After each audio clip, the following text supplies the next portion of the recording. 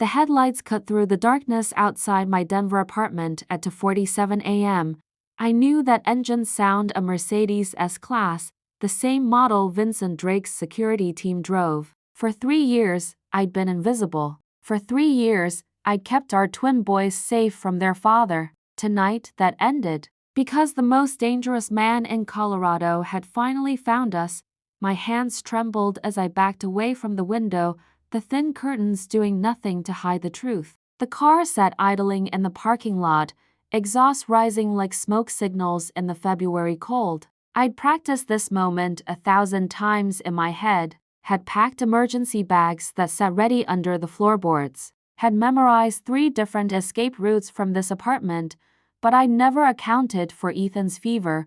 My 3-year-old had been burning up for 2 days. The clinic doctor said it was just a virus, give it time, keep him hydrated. But tonight, his temperature had spiked to 104, and his breathing had turned shallow and rapid. I'd been about to take him to the emergency room when I'd heard it. "That engine, Mommy?" A small voice called from the bedroom doorway. "Why are you standing in the dark?" I turned to see Mason, Ethan's twin brother, clutching his warm blanket. Even in the darkness, I could see Vincent in him, those sharp green eyes, that stubborn jawline already forming despite his young age. They were both perfect copies of their father, which made hiding them feel impossible from the start. "Come here, baby," I whispered, pulling him close. "We're just 3 precise knocks on the door cut me off, Jessica." The voice was exactly as I remembered it. Smooth, controlled, lethal. "I know you're in there. I've been watching this apartment for 2 weeks." My blood turned to ice. 2 weeks. He'd known where we were for 2 weeks and hadn't approached until now. That was Vincent's style, patient, calculating, always 5 steps ahead. "There's no one here by that name," I called back, trying to disguise my voice. A futile effort, a low chuckle came from the other side of the door. "You're still using the Sarah Mitchell identity? That one expired 3 months ago." "Did you know that? You've been living here illegally under a dead name." Of course he knew. Vincent Drake knew everything. That's what made him so dangerous. As the head of Drake Industries, officially a private security corporation, unofficially the most powerful criminal network in the western United States, information was his currency. And he was obscenely wealthy. "What do you want?" I asked, my voice steadier than I felt. "What I've always wanted. My family." Mason looked up at me, confusion in those green eyes. "Mommy, who's that man?" Before I could answer, I heard a weak cough from the bedroom. "Ethan." The sound was wrong, labored, desperate. Vincent must have heard it too. His voice changed instantly, sharpening with concern. "Is one of them sick?" I didn't answer, already moving toward the bedroom. Ethan was sitting up in bed, his small chest heaving as he struggled to breathe. His lips had a bluish tint that sent panic racing through me. "Ethan, baby, it's okay," I said, grabbing his inhaler from the nightstand. But even as he tried to use it, I could see it wasn't helping. This wasn't just a fever anymore. Another knock, harder this time. "Jessica, open this door right now. If one of my sons is sick, your sons?" I shouted back, fear making me reckless. "You didn't know they existed until you stalked me here." "I knew about them 6 months after you left." His voice was hard now. "I've known about the twins for over 2 years. I've been watching from a distance, making sure you were safe, making sure they were safe. But I'm done waiting." The revelation stunned me. 2 years. He'd known for 2 years and hadn't approached. That didn't fit the Vincent Drake I'd run from. Ethan coughed again, his breathing more labored. Mason started to cry. I made my decision. Whoever Vincent Drake was now, whatever he wanted, my son needed help. I crossed to the door and opened it. Vincent stood in the hallway, and despite everything, despite 3 years of nightmares about this moment, my breath caught. He looked almost the same, tall, broad-shouldered, dressed in dark clothing that screamed money and power. His dark hair was shorter now, with touches of gray at the temples. But those eyes, those predatory green eyes that missed nothing, were exactly as I remembered. Behind him stood two men I recognized. Marcus Hayes, his head of security, and someone new, younger, probably a replacement for one of the team members I'd known. "He can't breathe," I said simply. "Ethan, he's been sick, and now he can't breathe." Vincent's expression shifted immediately. Without a word, he moved past me into the apartment, heading straight for the bedroom as if he knew exactly where it was. Because of course he did. He'd probably been inside this apartment before, had probably memorized every corner while we were out. I followed him to find Vincent kneeling beside Ethan's bed, his large hand gentle on our son's back. "Hey, buddy," he said softly. "My name is Vincent. I'm here to help. Can you tell me where it hurts?" Ethan's eyes were wide with fear and confusion. "Can't breathe." Vincent looked up at me, and I saw something I'd never seen in those eyes before. Fear. Real, genuine fear. "When did this start?" "2 days ago, just a fever. But tonight, it got worse." "The breathing started maybe an hour ago." He pulled out his phone, already dialing. "Marcus, get the car ready. We're taking him to Denver General. Call Dr. Morrison. Tell him we're coming in with a pediatric respiratory emergency. I want a team waiting." "Vincent, I can't afford." His eyes cut to me sharp. "You think I give a damn about money right now? That's my son struggling to breathe." He scooped Ethan up with surprising gentleness, blankets and all. Mason immediately rushed forward. "Where are you taking Ethan?" Vincent paused, looking down at Mason, really looking at him for the first time. I watched his face do something complicated as he processed that he was looking at his other son, healthy and scared and so young. "To the hospital," Vincent said quietly. "To make your brother better." "I want to come," Mason said firmly, that stubborn streak showing through. "You will," Vincent assured him. "Both of you are coming with me." "All of you." His eyes met mine over the boys' heads, and in that moment, I understood. This wasn't just about Ethan being sick. This was Vincent claiming what he considered his. And there would be no running this time. The drive to Denver General was a blur. I sat in the back of the Mercedes with both boys, Ethan's head in my lap, his breathing shallow and rapid. Mason pressed against my side, silent tears running down his face. Vincent drove with focused intensity, running red lights with the kind of confidence that came from knowing he was above consequences. Marcus followed in a second vehicle, already on the phone coordinating what sounded like a military operation. "Stay with me, Ethan," I whispered, stroking his dark hair. "We're almost there, Jessica." Vincent's voice was calm, but I heard the tension underneath. "How long has he been sick?" "Not just this fever." Before, I hesitated. "He gets infections a lot. More than Mason." "He's always been more fragile." "Have you had him tested?" "Fully tested?" "I don't have insurance. I work cash jobs. I've taken him to free clinics when I could." Vincent's hands tightened on the steering wheel. 3 years, he said quietly. 3 years you've been struggling. 3 years I've had resources sitting unused that could have." He cut himself off. We pulled up to the emergency entrance, and true to Vincent's word, a team was waiting. Dr. Morrison, an older man with kind eyes, immediately took charge. "Let's get him inside." "What are we looking at?" 3-year-old male, high fever for 48 hours. Acute respiratory distress starting approximately 90 minutes ago. Vincent recited the information like a medical professional. They whisked Ethan away on a gurney. I tried to follow, but Vincent's hand on my arm stopped me. "They need to work. Dr. Morrison is the best pediatric specialist in Colorado. Ethan's in good hands." "He's my son," I said, my voice breaking. "He's our son," Vincent corrected gently. "And I need you to trust me right now." Mason tugged on my hand. "Mommy, I'm scared."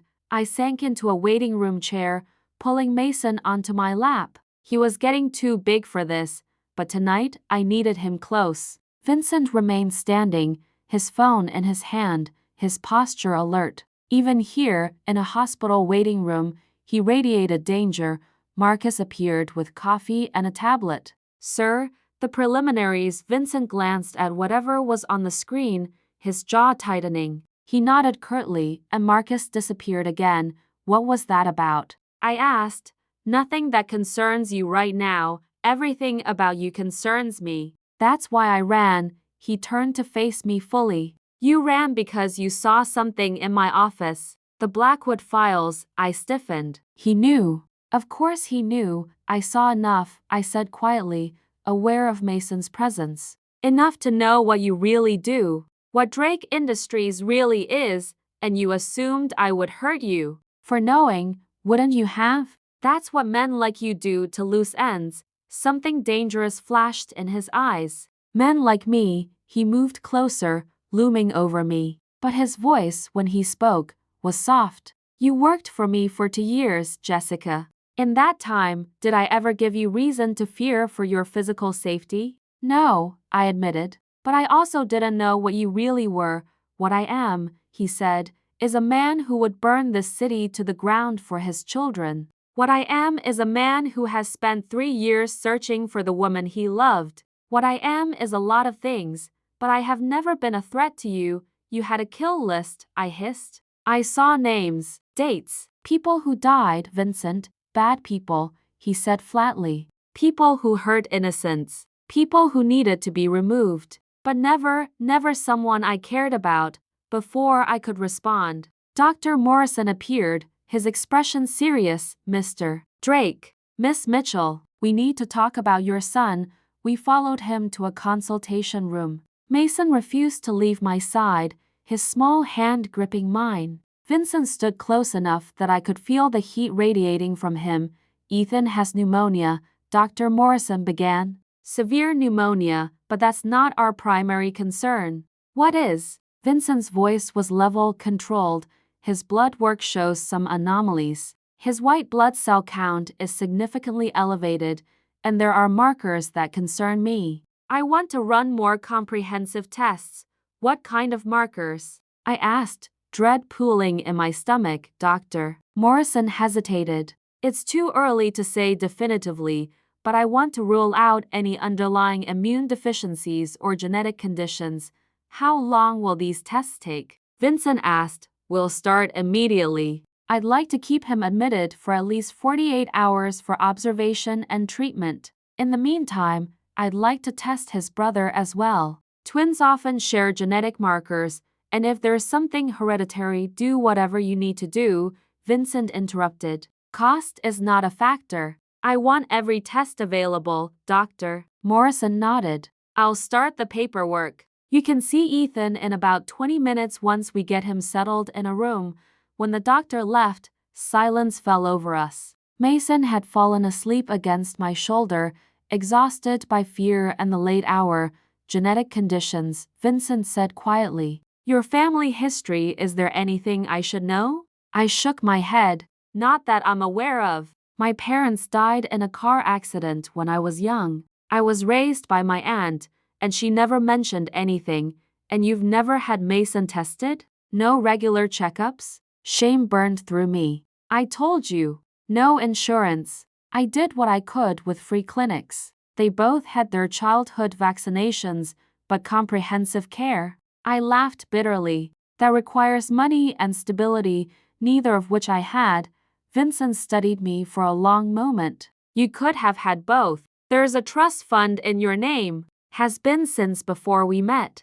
$5 million, Jessica. Untouched, I stared at him. What? The night I planned to propose, I was going to tell you everything. About the business, about the money, about the trust I'd set up to ensure you'd always be taken care of, regardless of what happened to me. But you ran before I could. You were going to propose? The words felt surreal. I had a ring. Still have it, actually. Been carrying it for 3 years.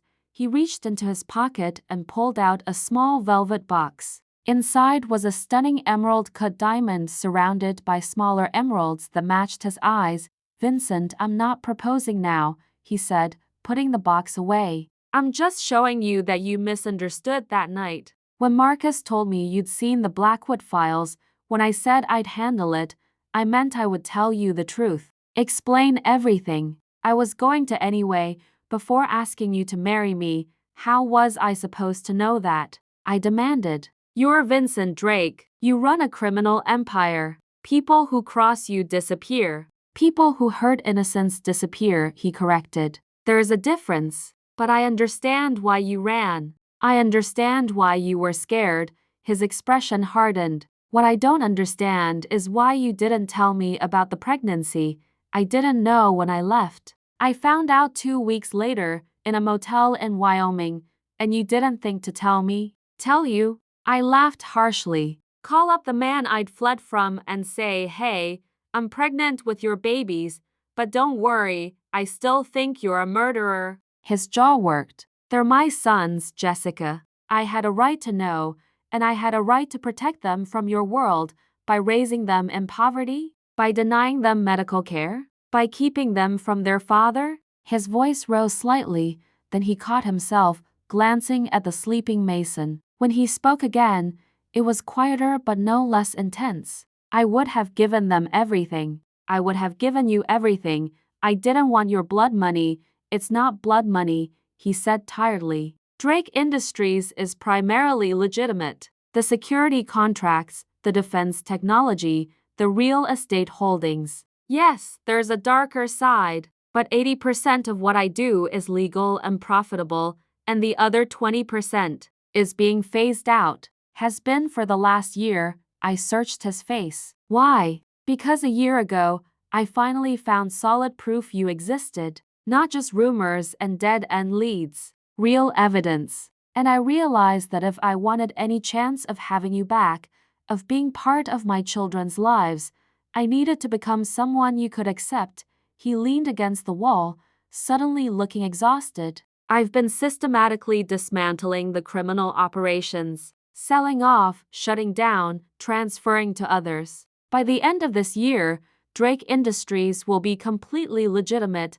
Just like that? You can just walk away from that life? When the alternative is losing my family. Yes, just like that, a nurse appeared before I could respond. Mr. Drake, your son is settled in room 304. You can see him now. We followed her through the sterile corridors. Mason woke up halfway there, confused and disoriented. Vincent offered to carry him, and after a moment's hesitation, I nodded. I watched Vincent lift Mason, saw the careful way he supported him, the way Mason's head settled naturally against Vincent's shoulder, as if he'd been waiting his whole short life for his father's arms.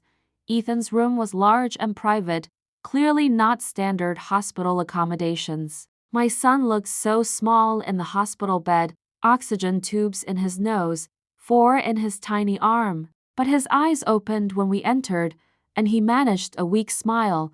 Mommy, I'm here, baby. I moved to his bedside, kissing his forehead. His fever had broken, I realized. His skin was cooler. Is Mason okay? Ethan's voice was raspy but clearer than before.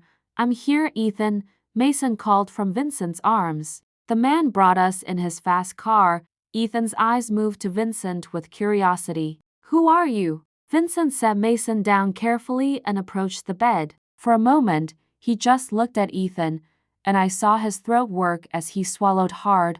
My name is Vincent, he said softly. I'm your father. Ethan processed this with the serious consideration only a sick 3-year-old could muster. Mason and I don't have a father. Mommy said he was away. I was, Vincent agreed. But I'm here now. And I'm not going away again, promise? Ethan asked, promise. The doctor came in to check Ethan's vitals and was pleased with his improvement. The antibiotics were already working, he said, though they'd need to keep him for observation. When he asked about testing Mason, Vincent handled all the arrangements. His efficiency and authority making the hospital staff jump to attention in a way that would have been amusing if it wasn't so concerning. As the night wore on, Mason crawled into the hospital bed with Ethan, the twins instinctively gravitating toward each other. They fell asleep curled together, and I found myself sitting in a chair beside the bed, watching them breathe in sync. Vincent had stepped out to make calls, leaving Marcus stationed outside the door. When he returned, He carried coffee and food from somewhere that definitely wasn't the hospital cafeteria. You need to eat, he said, handing me a bag that smelled like real food. I'm not hungry, eat anyway. You're no good to them if you collapse. I took the bag reluctantly, finding a gourmet turkey sandwich and fresh fruit. Despite myself, I was starving. Vincent had remembered that I hated mayo and always wanted extra tomatoes. You remember, I said softly, I remember everything about you, Jessica. Your coffee order, the way you organize files by color instead of alphabetically, how you hummed when you were concentrating.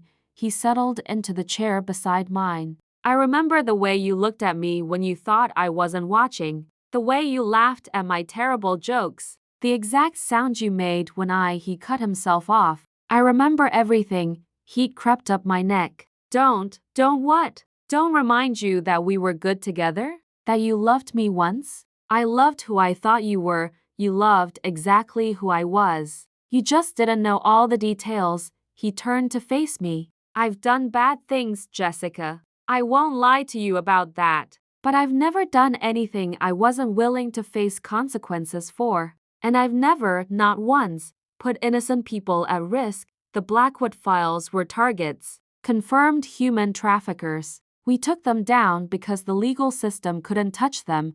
His voice was hard. I'm not a good man by society's standards, but I'm not the monster you think I am.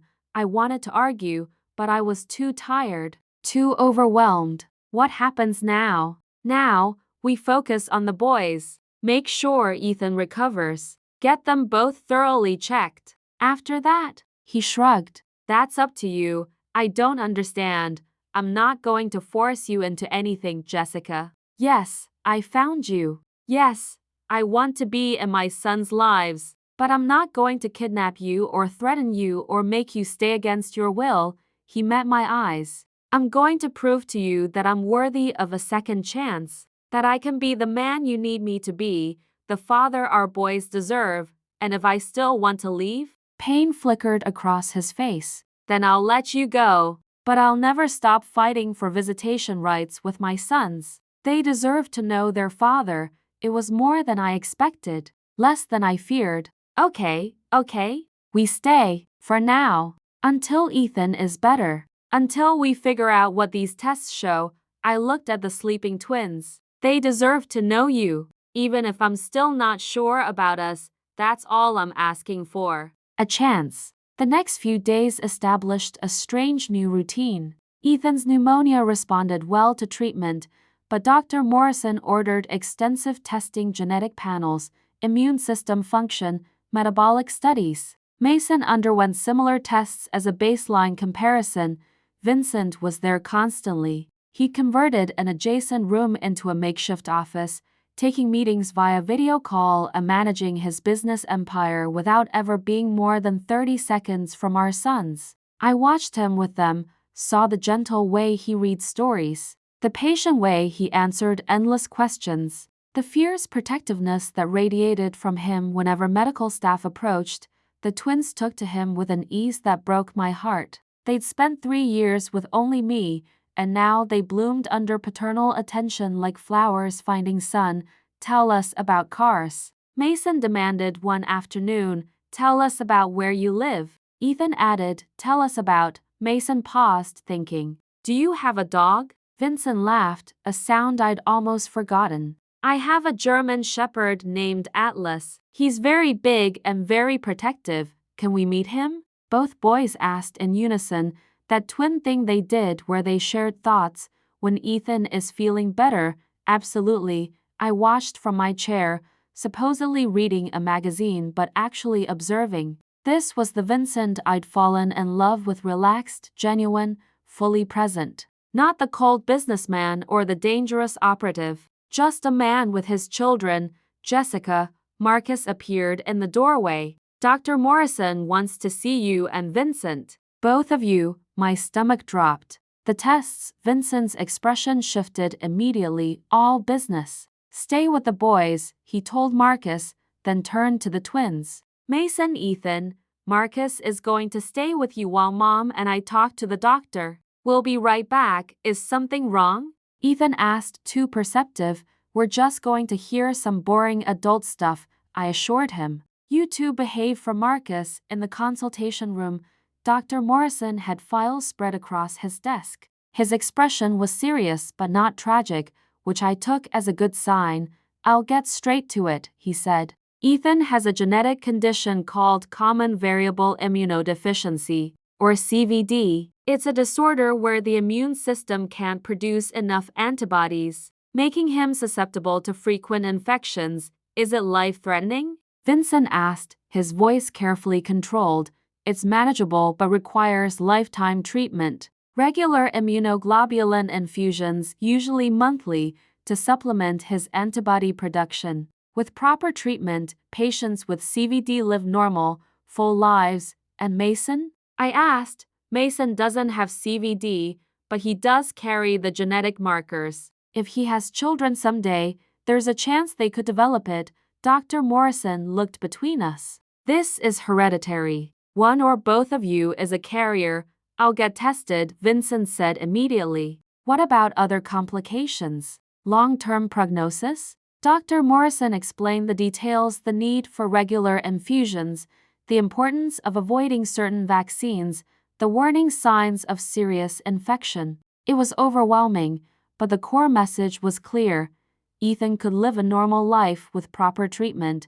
The cost, I began, is irrelevant, Vincent interrupted. Whatever he needs, whatever frequency of treatment, whatever specialists. Money is not a concern, Dr. Morrison nodded. The infusions can be done at home once you're trained. I'll set you up with a nursing service and… No, Vincent said. I'll learn to do it. Both of us will. He looked at me. Our son, our responsibility.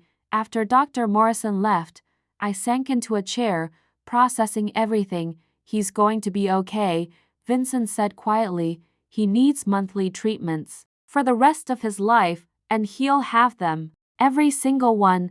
Vincent knelt in front of me, taking my hands. This changes nothing about my commitment. If anything, it reinforces it. Ethan needs stability, consistent medical care, resources. Things I can provide, things I couldn't, I said bitterly, things you didn't know he needed. You did the best you could with what you had, Jessica. But now you don't have to do it alone.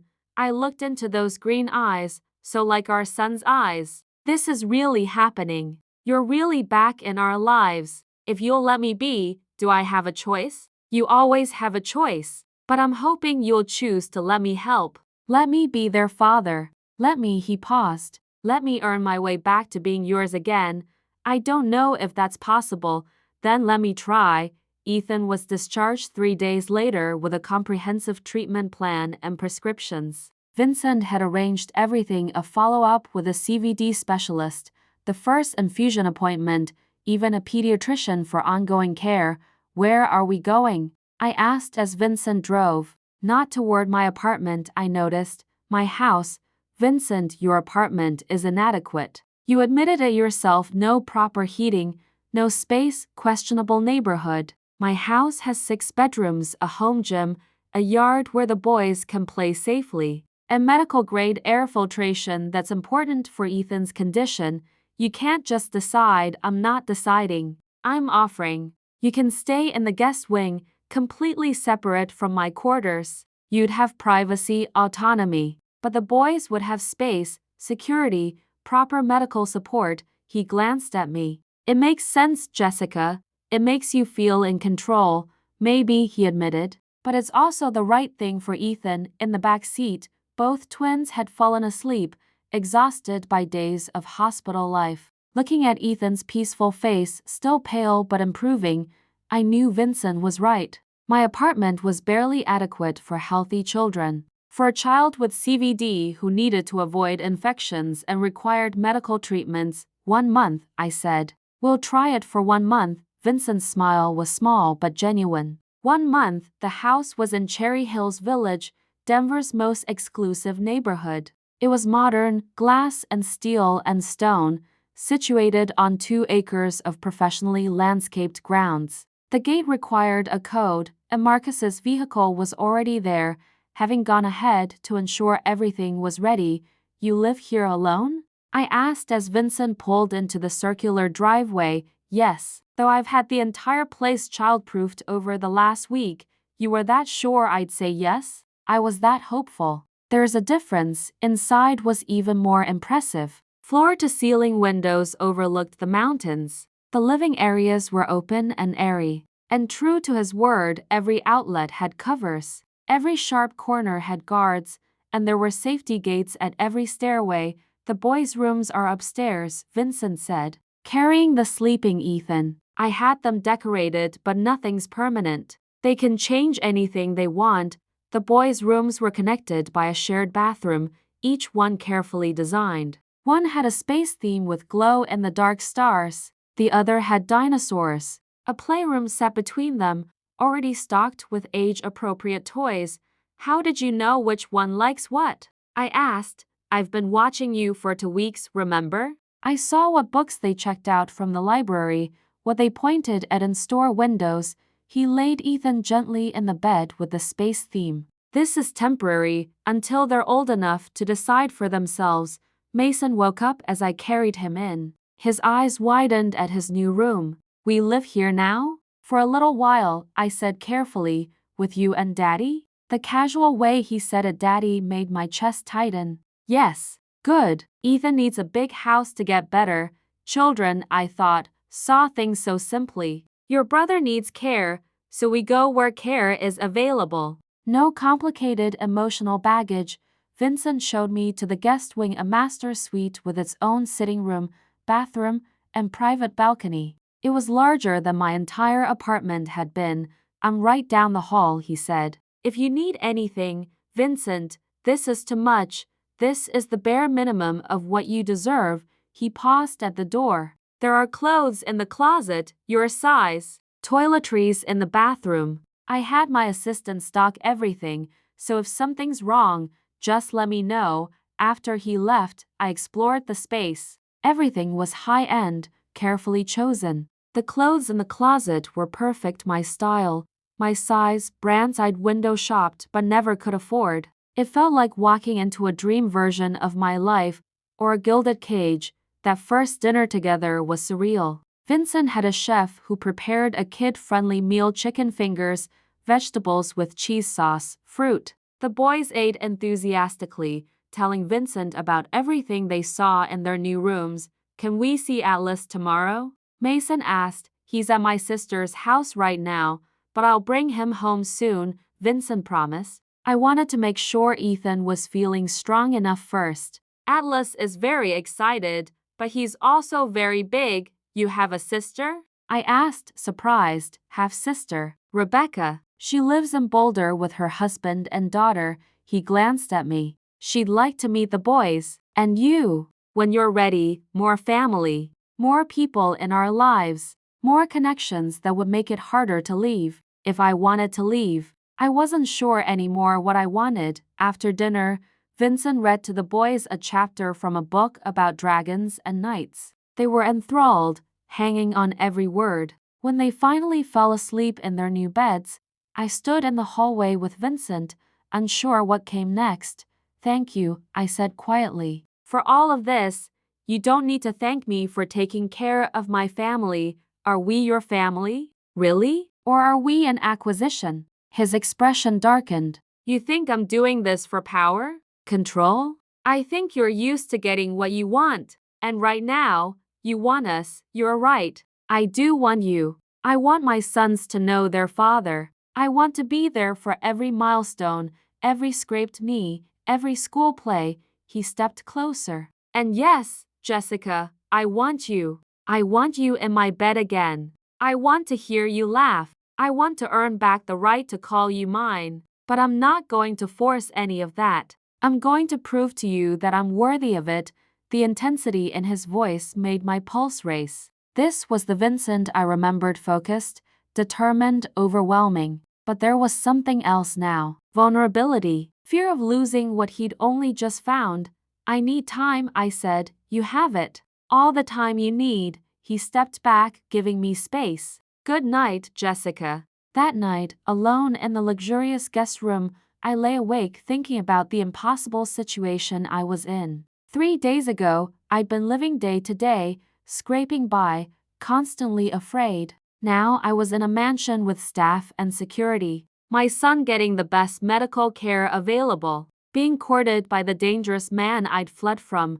A man who claimed he was changing for us. A man who looked at our sons like they were his entire world. A man I'd never stopped loving. Despite everything, the question was, could I trust him? Could I trust myself with him? And most importantly, what was best for Mason and Ethan? I fell asleep with no answers, only more questions. The next morning, I woke to the smell of coffee and the sound of children's laughter. For a moment, disoriented in the unfamiliar luxury, I panicked. Then memory flooded back. Vincent, the house, our new reality. I found the boys in the kitchen with Vincent, making pancakes. Or rather, Vincent was making pancakes while Mason and Ethan helped by pouring chocolate chips into the batter with abandon. "Mommy," Ethan called out. "Daddy's making dinosaur pancakes." My heart clenched at how naturally that word fell from his lips now. "Daddy," as if Vincent had always been there. "I see that," I said, accepting the coffee Vincent handed me. He'd made it exactly how I liked it, to sugars, a splash of cream. "We have Ethan's first infusion appointment at 10, Vincent said, flipping a pancake shaped vaguely like a stegosaurus. "Dr. Morrison's nurse will walk us through the process. After that, I thought we could take the boys to the park if Ethan's feeling up to it." "We?" I echoed, "unless you'd prefer to go alone?" His eyes met mine over the boys' heads, a challenge and a question in them. "No, we should both be there." I sipped my coffee, watching him with our sons. He was good with them, patient, attentive, genuinely engaged. Nothing like the cold, calculating businessman I'd worked for. Or maybe this had always been there, and I'd just never seen it. The infusion went smoothly. Ethan was nervous about the needle, but Vincent distracted him with a story about Atlas getting into trouble at the dog park. The nurse showed us how to prepare the immunoglobulin, how to monitor for reactions, how to manage the infusion site. It was overwhelming, but Vincent took meticulous notes, asking detailed questions I wouldn't have thought to ask. "You're good at this," I told him as we drove home. Ethan sleeping off the mild fatigue that followed his treatment. "I'm good at gathering information and executing plans," he said. "This is no different than running a company, except the stakes are infinitely higher." At the park, Mason ran wild while Ethan sat on a bench between us, still tired but happy to be outside. Other families were their normal families with their normal lives. I wondered what they saw when they looked at us. A happy family? Or something darker lurking beneath the surface? "Tell me about the Blackwood files," I said suddenly. Vincent stiffened. "Jessica, if we're doing this, if we're trying to be a family, I need to understand." Really understand, not just accept vague explanations. He was quiet for a long moment, watching Mason on the playground. Blackwood was a trafficking ring. Children. They used legitimate businesses as fronts, hotels, transport companies. The authorities knew, but couldn't prove anything. Blackwood's lawyers were too good, his connections too deep, so you took care of it. I gathered evidence the legal way couldn't ignore. I made sure every person involved faced consequences. Some through the legal system, some through," he paused, "other means. You killed them, some of them. The ones who would have escaped justice otherwise. The ones who would have continued hurting children." He looked at me directly. "I won't apologize for that, Jessica. Those men were monsters, and you get to be judge, jury, and executioner. Someone has to be. When the system fails, when innocent people suffer because bureaucracy and corruption protect the guilty, yes, I step in. I always have." I processed this, watching our son play. "How many? Does it matter?" "Yes," he sighed. "Directly? 4. Ordered? Maybe a dozen over the years. All of them people who hurt innocents. Human traffickers, drug dealers who targeted kids, corrupt officials who enabled abuse." He turned to me. "I know how this sounds. I know what it makes me. But I also know I've saved more lives than I've taken. That's not how justice works, no? But it's how the world works sometimes. His hand covered mine on the bench. I'm not asking you to condone what I've done. I'm asking you to understand why I did it, and to see that I'm trying to be better. For you, for them. Before I could respond, Mason ran up, breathless and excited. Daddy, there's a really big slide. Come push me on the swings. Vincent's face transformed, the darkness lifting. Lead the way, buddy. I watched them run off together, Mason's small hand in Vincent's large one. This was the dichotomy of Vincent Drake, capable of ordering deaths with cold calculation, yet melting completely when his 3-year-old wanted to play. That night, after the boys were asleep, Vincent found me on the balcony of my room. I'd been staring at the city lights, trying to make sense of everything. Can't sleep? He asked, leaning against the railing beside me. Too much to think about. Regrets? Questions? I glanced at him. You said you've been watching us for 2 weeks. What exactly did you see? He smiled slightly. You working the morning shift at the coffee shop on Colfax. Terrible tips, but you always smiled at the regulars. Then picking up the boys from daycare Mrs. Chen's place, she only charged you half price because she knew you were struggling. Grocery shopping on Thursdays, always buying the cheapest brands. Making it work on nothing. The detail was unsettling. That's stalking, that's protecting what's mine. There were 3 attempts to get near you in those 2 weeks. My blood ran cold. What? People I'd cut out of my organization. They found out about you, about the boys. Thought they could use you as leverage against me. His expression darkened. They were wrong. What happened to them? They're no longer a problem. And before you ask, no, I didn't kill them. I don't do that anymore, remember? But they won't be bothering anyone again. How can you be so calm about this? People were trying to hurt my family. I know. That's why I stopped waiting and made contact. He turned to face me fully. You were never as hidden as you thought, Jessica. I could have found you 6 months after you left if I'd really pushed. But I wanted to respect your choice. Until the threats made waiting impossible. So this isn't about wanting us back. It's about protection. It's about both. I want you back because I love you. I need you close because I can keep you safe.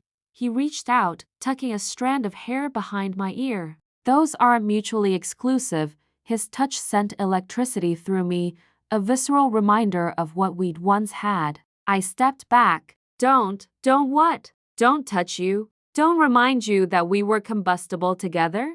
That you used to come apart in my hands, saying my name like a prayer? Heat flooded my face. That was before what? Before you knew the truth about me? You think I'm different now? He moved closer, crowding my space deliberately. I'm the same man who made you scream my name. The same man you loved. The only difference is now you know all of me, the parts that should terrify me, but they don't, do they? Not really. His voice dropped lower. You're angry that you still want me despite everything. You're angry that being near me makes you feel alive in a way nothing else does. You're angry that 3 years of running didn't change how your body responds to mine. You're arrogant. I'm observant. Your pulse jumps when I'm close. Your breathing changes. You watch me when you think I'm not looking. He leaned in, his lips nearly brushing my ear. Tell me I'm wrong, and I'll back off. I couldn't, because he wasn't wrong. Being near Vincent was like standing too close to a fire, dangerous, overwhelming, addictive. I'd forgotten how he consumed all the oxygen in a room, how his presence made everything else fade. This is a bad idea, I whispered. The best ideas usually are. His hand came up to cup my face, thumb brushing my cheekbone. I'm not going to push, but I'm also not going to pretend I don't want you. That I haven't spent 3 years dreaming about having you in my arms again. The smart thing would be to pull away, to maintain boundaries, to remember why I ran in the first place. Instead, I found myself leaning into his touch, my traitorous body remembering his hands, his mouth, the way he used to make me feel. Vincent, the sound of crying cut through the moment. Ethan, we broke apart instantly, both rushing toward the boys' rooms. Ethan was sitting up in bed, tears streaming down his face, a nightmare clearly still gripping him. "Mama," he sobbed as I reached him. "The bad men were coming." "Shh, baby, it's okay. No bad men. You're safe." I pulled him close, and Vincent sat on the other side of the bed, his hand on Ethan's back. "Want daddy too?" Ethan hiccuped. Vincent's expression did something complicated. He carefully gathered both of us into his arms, Ethan between us. "I'm here, little man. Nobody's going to hurt you. I promise." "Forever?" Ethan asked, his voice small. "Forever," Vincent confirmed, his eyes meeting mine over our son's head. "I'm not going anywhere." Eventually, Ethan fell back asleep between us. Vincent started to move, to let me settle Ethan back in bed, but I shook my head. We stayed there, the three of us in the too small bed, breathing in sync. In the darkness, Vincent's hand found mine across Ethan's sleeping form. His fingers laced with mine, and I didn't pull away. Maybe this was a mistake. Maybe trusting Vincent Drake was the worst decision I could make. But as I sat there with our son sleeping peacefully between us, his nightmares chased away by his father's presence, I couldn't bring myself to care. The next morning brought unexpected complications. I woke to find Rebecca Drake in the kitchen, a stunning woman in her 30s with auburn hair and Vincent's green eyes. "You must be Jessica," she said warmly, extending her hand. "I'm Rebecca, Vincent's sister. I hope you don't mind me dropping by, but I couldn't wait another day to meet my nephews." Vincent appeared, already dressed for the day. "I told you to call first, and I told you I don't take orders from my little brother." She grinned at him before turning back to me. "I brought breakfast, and my daughter Emma is in the playroom with the boys. They're already best friends." Sure enough, I could hear children's laughter from upstairs. 3-year-old voices mixing with what sounded like a slightly older child. "Emma's 5, Rebecca explained. "She's been begging to meet her cousins since Vincent told me about them." Her expression softened. "I'm so glad he found you. He's been impossible for 3 years." "Rebecca," Vincent warned. "What?" "It's true. You were like a ghost, going through the motions but not really alive." She looked at me. "Whatever you did to my brother, however you made him fall so completely, thank you. He's been human again since he found you." The honest affection in her voice was disarming. I'd expected judgment, maybe hostility. Instead, she seemed genuinely happy. We spent the morning getting to know each other. Rebecca was funny, smart, and completely unintimidated by her powerful brother. She told stories about their childhood, about Vincent's fierce protectiveness of her even when they were young. "He broke a boy's arm once," she said cheerfully while the kids played. "Tommy Martinez. He tried to force himself on me at a party when I was 16. Vincent found out and, well, let's just say Tommy learned a painful lesson about consent."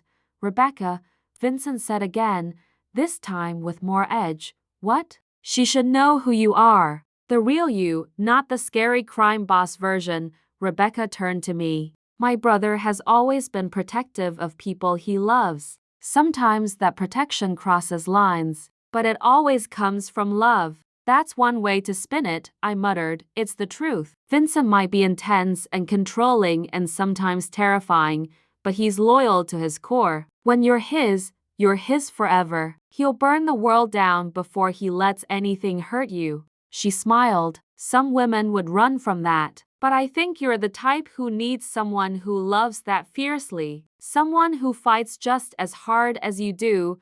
Before I could respond, Emma ran in. "Aunt Becca, Uncle Vince, Ethan and Mason want to show you something." We all trooped upstairs to find the boys had built an elaborate blanket fort. Emma was clearly the architect, but the twins had enthusiastically helped. "This is Fort Awesome," Mason announced. "No adults allowed except Daddy." "Hey," I protested, laughing. "And Mommy," he amended. "And Aunt Becca if she brings cookies." Rebecca laughed. "I like your negotiation skills, kid. You're definitely a Drake." Watching the children play, watching Vincent interact with his sister and niece, I saw another layer of the man I'd run from. This was family, real, warm, messy family. the kind I'd always wanted for the boys. Later, after Rebecca and Emma left with promises to return soon, I found Vincent in his office. He was on the phone, speaking in low tones, but ended the call when he saw me. "Your sister is nice," I said. "She's a menace, but I love her." He set down his phone. "She likes you. That's rare. Rebecca doesn't trust easily, runs in the family apparently." He smiled slightly. "Fair point." His expression turned serious. "I have to go to Chicago next week. 3 days. Business I need to handle personally." My chest tightened. "The legitimate kind or the other kind?" "The transitioning kind. I'm selling off the last of the questionable assets, making sure everyone understands the new direction." He paused. "I want you to come with me, Vincent, just you. The boys can stay here with Rebecca and a security team. They'll be safe, and it gives us a chance to talk. Really talk. About everything,